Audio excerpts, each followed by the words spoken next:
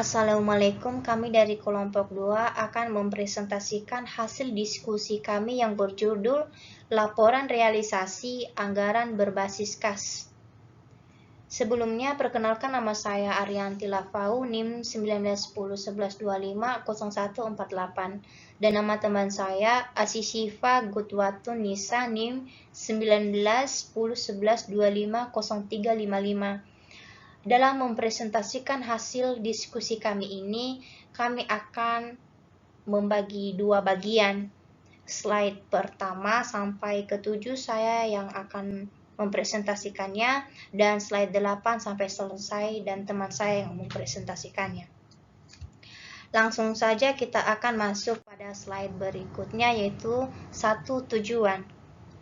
Tujuan pernyataan standar laporan arus kas adalah mengatur penyajian laporan arus kas yang memberikan informasi historis mengenai perubahan kas dan setara kas suatu entitas pelaporan dengan mengklarifikasikan arus kas berdasarkan aktivitas operasi investasi aset, non-keuangan, pembiayaan, dan non-anggaran selama satu periode akuntansi. Tujuan pelaporan arus kas adalah memberikan informasi mengenai sumber penggunaan perubahan kas dan setara kas selama suatu periode akuntansi dan saldo kas dan setara kas pada tanggal pelaporan. Informasi ini disajikan untuk pertanggungjawaban dan pengambilan keputusan. 2. Ruang lingkup.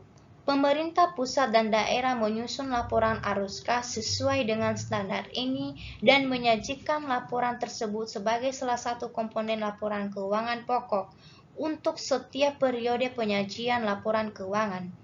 Pernyataan standar ini berlaku untuk penyusunan laporan kas pemerintah pusat dan daerah, satuan organisasi di lingkungan pemerintah pusat dan daerah, atau organisasi lainnya jika menurut peraturan perundang-undangan atau menurut standar yang di organisasi dimaksud wajib menyusun laporan arus kas, kecuali perusahaan negara atau daerah yang diatur tersendiri dalam standar akuntansi keuangan yang dikeluarkan oleh Ikatan Akuntansi Indonesia. Ketiga, manfaat informasi arus kas. Informasi arus kas berguna sebagai indikator jumlah arus kas di masa yang akan datang, serta berguna untuk menilai kecermatan atas taksiran arus kas yang telah dibuat sebelumnya. 4. Definisi. Berikut adalah istilah-istilah yang digunakan dalam pernyataan standar dengan pengertian. Yang pertama, aset. Aset adalah sumber daya ekonomi yang dikuasai dan atau dimiliki oleh pemerintah sebagai akibat peristiwa masa lalu dan dari mana manfaat ekonomi dan atau sosial di masa depan diharapkan dapat diperoleh baik oleh pemerintah maupun masyarakat, serta dapat diukur dalam suatu uang, termasuk sumber daya non-keuangan yang diperlukan untuk menyediakan jasa bagi masyarakat umum dan sumber-sumber daya yang dipelihara karena alasan sejarah dan budaya. Slide berikutnya, anggaran merupakan pedoman tindakan yang akan dilaksanakan pemerintah meliputi rencana pendapatan, belanja, transfer, dan pembiayaan yang diukur dalam suatu uang yang disusun menurut klasifikasi tertentu secara sistematis untuk satu periode.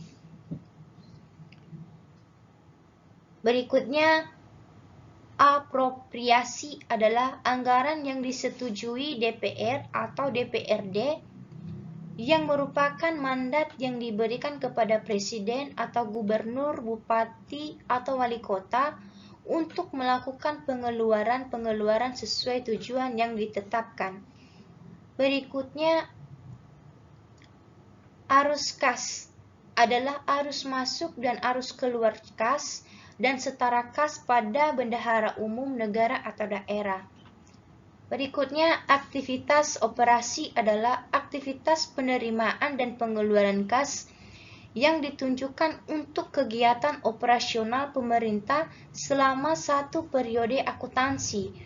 Aktivitas investasi aset non-keuangan adalah aktivitas penerimaan dan pengeluaran kas yang ditunjukkan untuk perolehan dan pelepasan aset tetap dan aset non-keuangan lainnya. Aktivitas pembiayaan adalah aktivitas penerimaan kas yang diperlukan dibayar kembali dan atau pengeluaran kas yang akan diterima kembali yang mengakibatkan perubahan dalam jumlah dan komposisi investasi jangka panjang, piutang jangka panjang, dan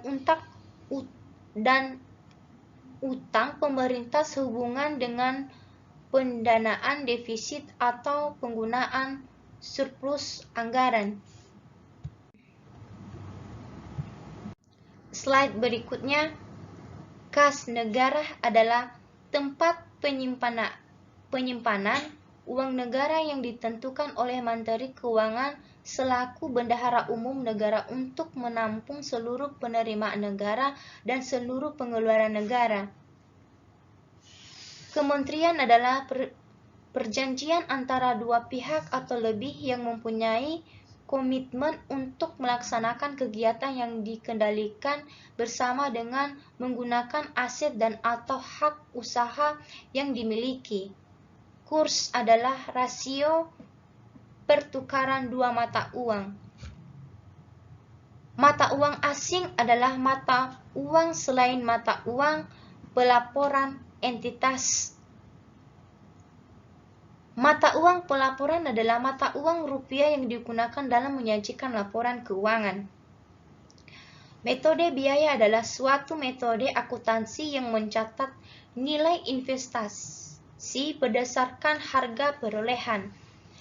Metode ekuitas adalah suatu metode akuntansi yang mencatat nilai investasi awal berdasarkan harga perolehan nilai investasi tersebut kemudian disesuaikan dengan perubahan bagian investor atas kekayaan bersih atau ekuitas dari badan usaha penerima investasi yang terjadi sesudah perolehan awal investasi.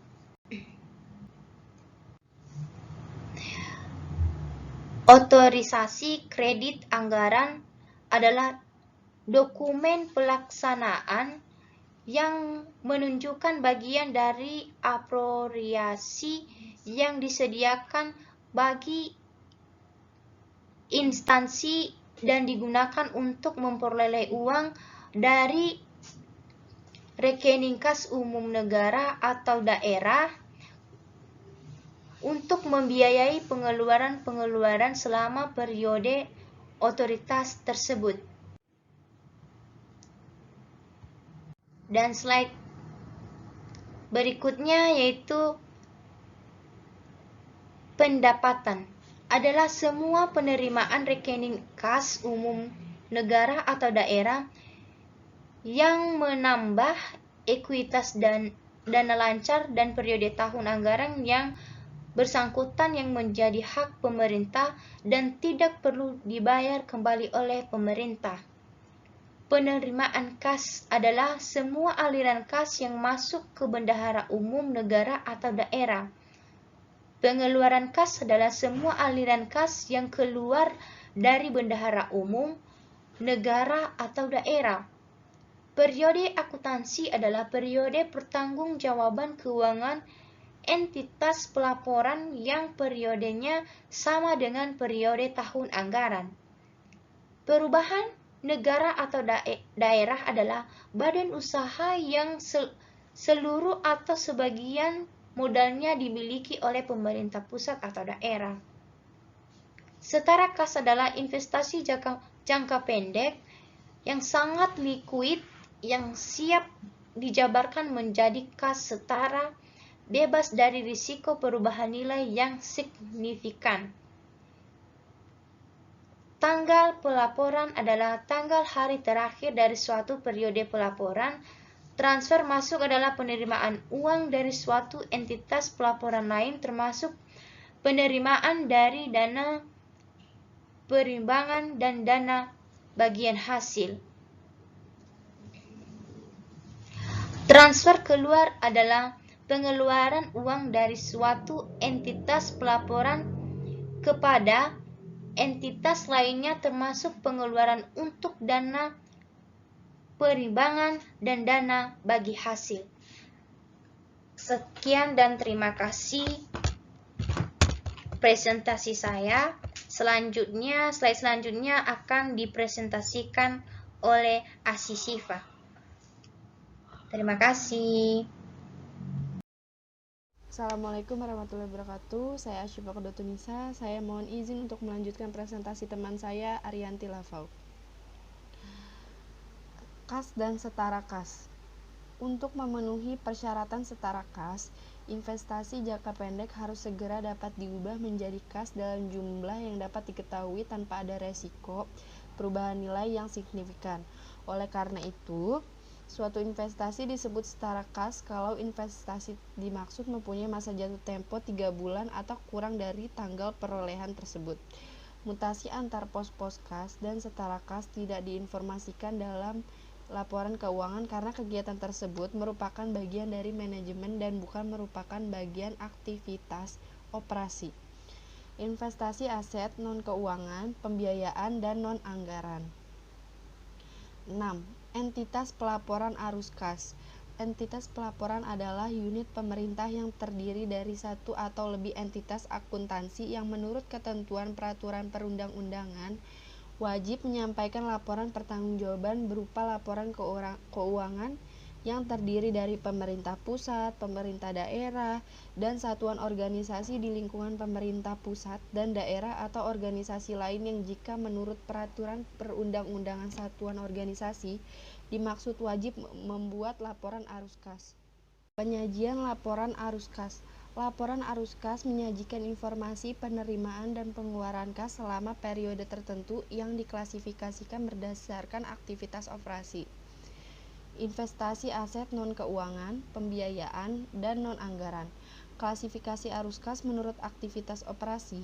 Investasi aset non-keuangan, pembiayaan, dan non-anggaran memberikan informasi yang memungkinkan para pengguna laporan untuk menilai pengaruh dari aktivitas tersebut terhadap posisi kas dan setara kas pemerintah.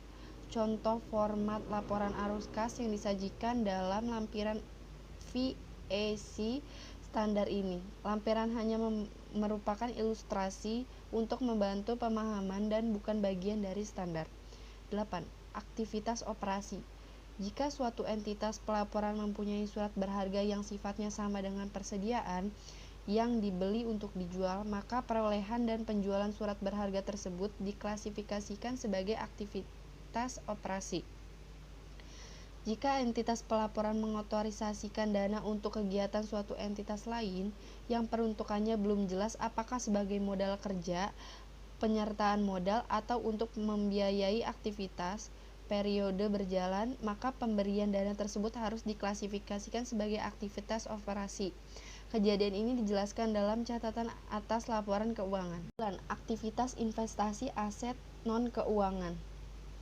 Arus kas dari aktivitas investasi aset non-keuangan mencerminkan penerimaan dan pengeluaran kas bruto dalam rangka perolehan dan pelepasan sumber daya ekonomi yang bertujuan untuk meningkatkan dan mendukung pelayanan pemerintah kepada masyarakat di masa yang akan datang.